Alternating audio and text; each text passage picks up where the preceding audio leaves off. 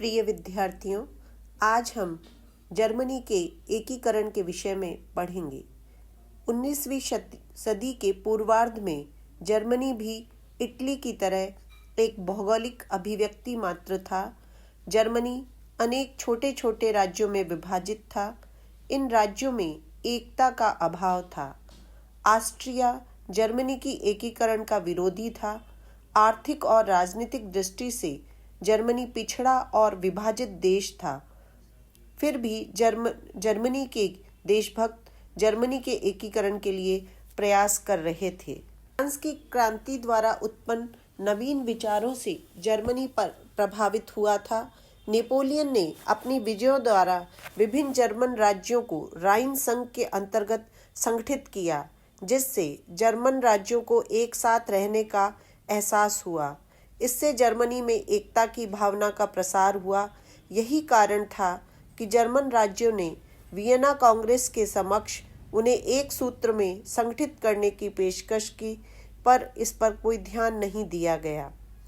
Vienna Congress द्वारा German राज्यों की जो नवीन व्यवस्था की गई, उसके अनुसार उन्हें शिथिल संघ के रूप में संगठित किया और इसका अध्यक्ष ऑस्ट्रिया को बनाया गया।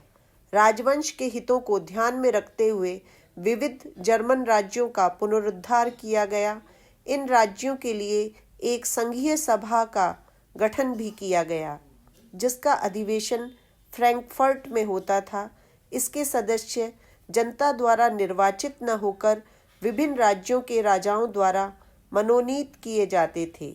ये शासक नवीन विचारों के विरोधी थे और राष्ट्रीय एकता की बात को नापसंद करते थे, किंतु जर्मन राज्यों की जनता में राष्ट्रीयता और स्वतंत्रता की भावना विद्यमान थी।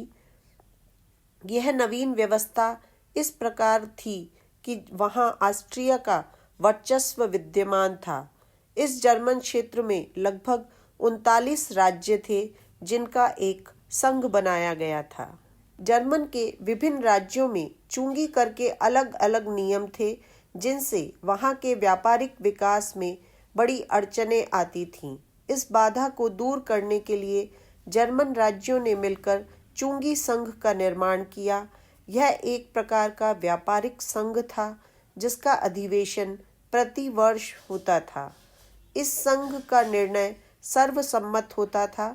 अब सारे जर्मन राज्यों में एक ही प्रकार का सीमा शुल्क लागू कर दिया गया।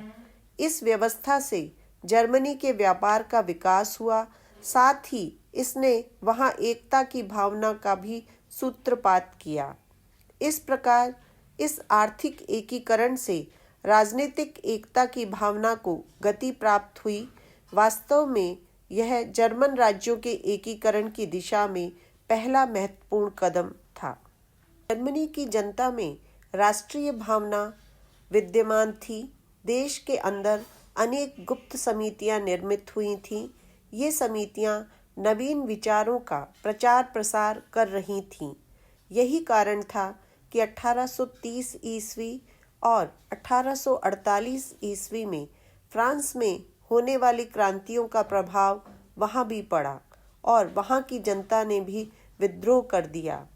यद्यपि ये क्रांतियां अधिक सफल नहीं हो सकीं, किंतु इससे देश की जनता में राजनीतिक चेतना का आविर्भाव हुआ था।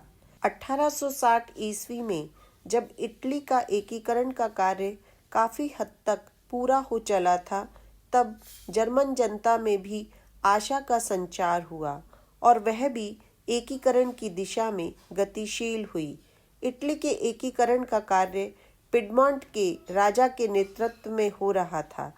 इसी तरह जर्मन देशभक्तों ने प्रशा के नेतृत्व में जर्मनी के एकीकरण के कार्य को संपन्न करने का निश्चय किया। इस समय प्रशा का शासक विलियम प्रथम तथा चांसलर बिस्मार्क था, किंतु इन जर्मन देशभक्तों के समक्ष दो प्रमुख समस्याएं थीं। प्रथम, ऑस्ट्रिया के प्रभुत्व से छुटकारा पाना और द्वितीय, जर्मन राज्यों को प्रशा के नेतृत्व में संगठित करना।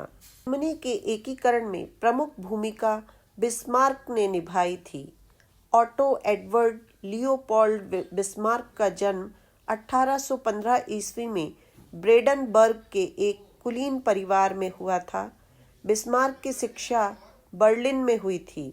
1847 ईस्वी में वह प्रशा की प्रतिनिधि सभा का सदस्य चुना गया। वह जर्मन राज्यों की संसद में प्रशा का प्रतिनिधित्व करता था। वह नवीन विचारों का प्रबल विरोधी था।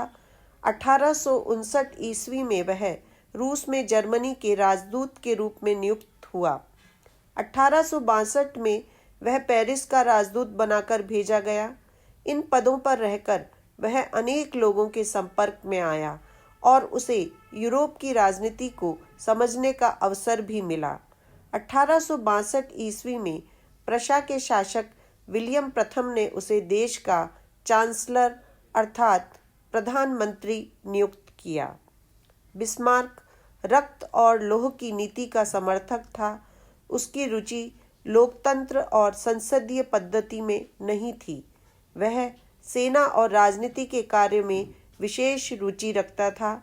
इन्हीं पर आश्रित होकर वह अपने उद्देश्यों को पूरा करना चाहता था। वह प्रशा को सैनिक दृष्टि से मजबूत कर यूरोप की राजनीति में उसके वर्चस्व को कायम करना चाहता था। वह ऑस्ट्रिया को जर्मन संघ से बाहर निकालकर प्रशा के नेतृत्व में जर्मनी का एकीकरण करना चाहता था। वह सभाओं और भाषणों में विश्वास नहीं करता था। बिस्मार्क सेना और शस्त्र द्वारा देश की समस्याओं को सुलझाने में विश्वास रखता था। प्रशा की सैनिक शक्ति में वृद्धि कर और कूटनीति का सहारा लेकर बिस्मार्क ने जर्मन राज्यों के एकीकरण के कार्य को पूरा किया।